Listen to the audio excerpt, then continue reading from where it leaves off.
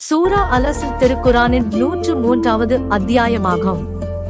இது மிகச் சிறிய அத்தியாயமாக இருந்தாலும் மனித வாழ்வியல் முழு வெற்றியையும் 3 வசனங்களில் விளக்கிவிடுகிறது. இந்த அத்தியாயம் மக்காவில் உள்ள குறைஷி குலத்தினர் பெரும் செல்வந்தர்களாகவும் தற்பெருமை உடையவர்களாகவும் இருந்த காலத்தில் அருளப்பட்டது. அக்கால அரேபியர்கள் மாலை நேரத்தை, அஸ்ர் நேரத்தை ஒரு துரதிர்ஷ்டவசமான நேரமாக கருதினர்.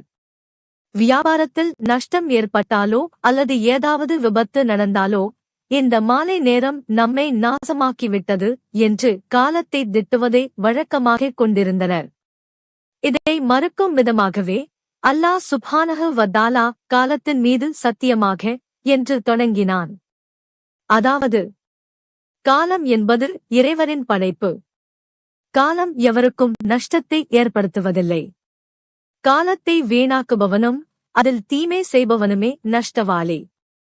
இந்த தொடக்கம் மனிதனின் கவனத்தை தன் தவறுகளின் பக்கம் திருப்பியது. இந்தச் சூரா எவ்வளவு ஆழமானது என்பதற்கு ஒரு புகழ்பெற்ற வரலாற்று சம்பவம் உண்டு.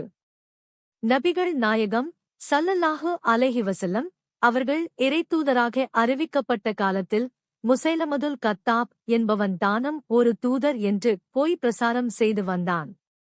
அவன் இன்னும் இஸ்லாத்தை தழுவாதிருந்த அம்ருப்னுல் ஆஸ் ரலியல்லாஹு அன்ஹு அவர்களிடம், உமது நண்பருக்கு முஹம்மதுக்கு புதிதாக ஏதேனும் வசனம் இறங்கியதா என்று கேட்டான். அதற்கு அம்ருப்னுல் ஆஸ் ரலியல்லாஹு அன்ஹு இந்த சூரா அல்-அஸ்ரை ஓதிக் காட்டினார்கள். பிஸ்மில்லாஹிர் ரஹ்மானிர் ரஹீம். வல் அஸ்ர் இன்ன இன்சான லஃபீ குஸ்ர் إلا الذين آمنوا وعملوا الصالحات وتواصوا بالحق وتواصوا بالصبر. காலத்தின் மீது சத்தியமாக, நிச்சயமாக மனிதன் நஷ்டத்தில் இருக்கிறான். ஆயினும் எவர்கள் ஈமான், இறைநம்பிக்கை கொண்டு நற்செயல்கள் செய்து சத்தியத்தைக் கொண்டு ஒருவருக்கொருவர் உபதேசம் செய்து மேலும் பொறுமையைக் கொண்டும் ஒருவருக்கொருவர் உபதேசம் செய்கிறார்களோ அவர்களைத் தவிர அவர்கள் நஷ்டவாளிகள் அல்லர். இந்தச் சிறிய அத்தியாயம் ஒட்டுமொத்த மனிதகுலத்திற்கும் ஒரு மாபெரும் எச்சரிக்கையையும் வழிகாட்டுதலையும் வழங்குகிறது. இதில் வெற்றி பெறுவதற்கு 4 முக்கிய நிபந்தனைகள் கூறப்பட்டுள்ளன.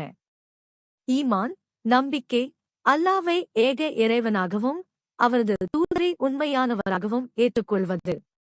சாலிஹான அமல்கள், நற்செயல்கள், நம்பிக்கையை வெறும் சொல்லோடு நிறுத்தாமல் அதைச் செயலில், வணக்கங்கள் மற்றும் நற்பண்புகள் மூலம் காட்டுவது. சத்தியத்தை உபதேசித்தல், தான் மட்டும்